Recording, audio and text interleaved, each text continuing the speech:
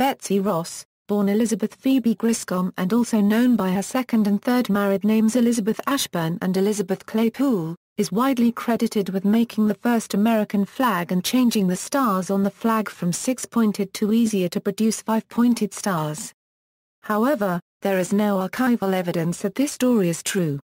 Beginning, Betsy Ross was born to Samuel Griscom and Rebecca James Griscom in Philadelphia, Pennsylvania, on January 1, 1752, the eighth of 17 children, but only Betsy and 8 of her siblings survived childhood. 2 siblings, Sarah and William, died before Betsy was born, was named after the deceased Sarah. Betsy was just 5 years old when her sister, Martha, died, and another sister, Anne, only lived to the age of 2. Betsy also lost Samuel I and Samuel II, who both died at the age of 3. 2 others, twins Joseph and Abigail, died of the smallpox epidemic sweeping through the city in the autumn of 1762. She grew up in a household where the plain dress and strict discipline of the Society of Friends dominated her life. She learned to sew from her great-aunt Sarah Elizabeth Ann Griscom. Her great-grandfather Andrew Griscom, a Quaker carpenter, emigrated in 1680 from England.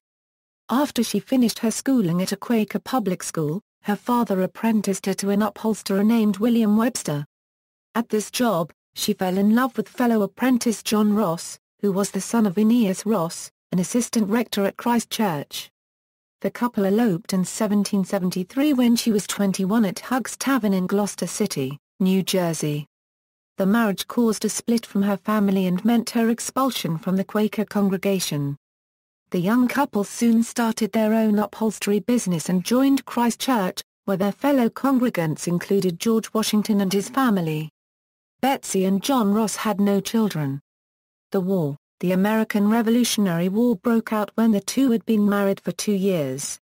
As a member of the local militia, John Ross was assigned to guard munitions and, according to one legend, was killed by a gunpowder explosion, but family sources have doubts about this claim.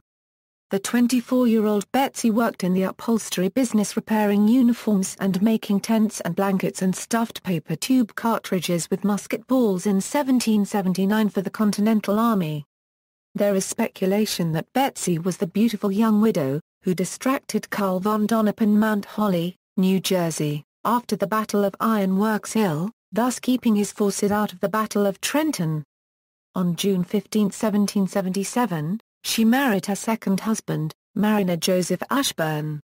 In 1780, Ashburn's ship was captured by a British frigate and he was charged with treason and imprisoned at Old Mill Prison, in England. During this time, their first daughter, Zillah, died at the age of 9 months and their second daughter, Eliza, was born. Ashburn died in jail.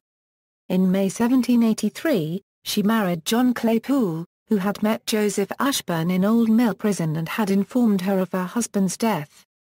The couple had 5 daughters: Clarissa, Susanna, Jane, Rachel, and Harriet, who died in infancy. With the birth of their second daughter, they moved to a larger house on 2nd Street. In 1793, her mother, father, and her sister Deborah Griscom Bolton have all died in the yellow fever epidemic. After 2 decades of poor health, Claypoole died in 1817. Ross continued the upholstery business for 10 more years. Upon retirement, she moved in with her daughter, Susanna, to a section of Abington. Her daughter, Clarissa, had taken over Betsy's business. Ross, by then completely blind, spent her last 3 years living with her daughter, Jane, in Philadelphia. On Saturday, January 30, 1836, Ross died at the age of 84. She was survived by 5 daughters, Eliza, Clarissa, Susanna, Jane, and Rachel, and 1 sister, Hannah Griscom Levering, who died about 11 months later. Although it is one of the most visited tourist sites in Philadelphia, the claim that Ross once lived at the Betsy Ross house is a matter of dispute. Burials: Ross's body was first buried at the Free Quaker Burial Ground on North 5th Street in Philadelphia. 20 years later, her remains were exhumed and reburied in the Mount Moriah Cemetery in the Cobbs Creek Park section of Philadelphia. In preparation for the United States bicentennial, the city ordered the remains moved to the courtyard of the Betsy Ross house in 1975. However, workers found no remains under her tombstone. Bones found elsewhere in the family plot were deemed to be hers and were reinterred in the current grave visited by tourists at the Betsy Ross house. Betsy Ross postage stamp.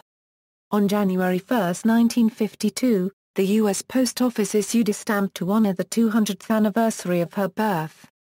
It shows her presenting the new flag to George Washington, Robert Morris, and George Ross. The design was taken from a painting by Charles H. Weisberger, one of the founders and first secretary of the Memorial Association. Memory and legend. Research conducted by the National Museum of American History notes that the story of Betsy Ross making the first American flag for General George Washington entered into American consciousness about the time of the 1876 centennial celebrations.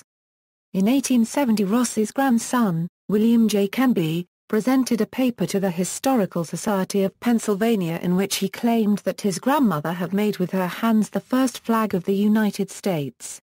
Canby said he first obtained this information from his aunt Clarissa Sidney Wilson in 1857, 20 years after Betsy Ross's death.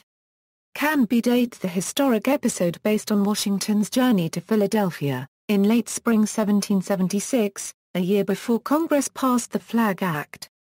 In the 2008 book The Star-Spangled Banner, The Making of an American Icon, Smithsonian experts point out that Canby's recounting of the event appealed to Americans eager for stories about the Revolution and its heroes and heroines. Betsy Ross was promoted as a patriotic role model for young girls and a symbol of women's contributions to American history. Historian Laurel Thatcher Ulrich further explored this line of inquiry in a 2007 article, How Betsy Ross Became Famous, Oral Tradition, Nationalism, and the Invention of History. Ross biographer Marla Miller points out, however, that even if one accepts Canby's presentation, Betsy Ross was merely one of several flag makers in Philadelphia, and her only contribution to the design was to change the 6-pointed stars to the easier 5-pointed stars. The Betsy Ross Bridge, connecting Philadelphia with Pennsauken, New Jersey, is named in her honor. References. Bibliography, Betsy Ross issue. Smithsonian National Postal Museum. Retrieved May 29, 2014. Further reading, Chanko, Pamela. Easy Reader Biographies, Betsy Ross, The Story of Our Flag 2007.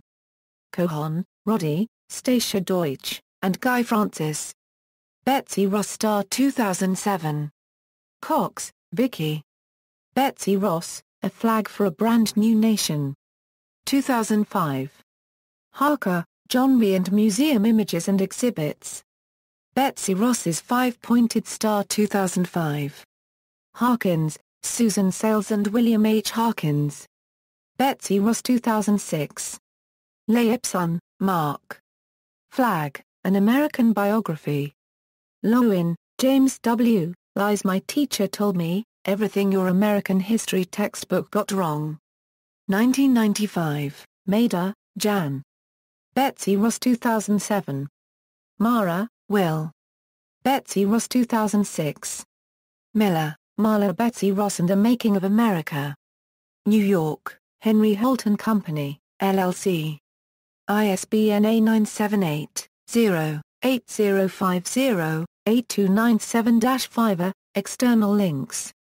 Flag, An American Biography website, Betsy Ross homepage from ushhistory.org, Betsy Ross. Find a Grave. Retrieved August 11, 2010.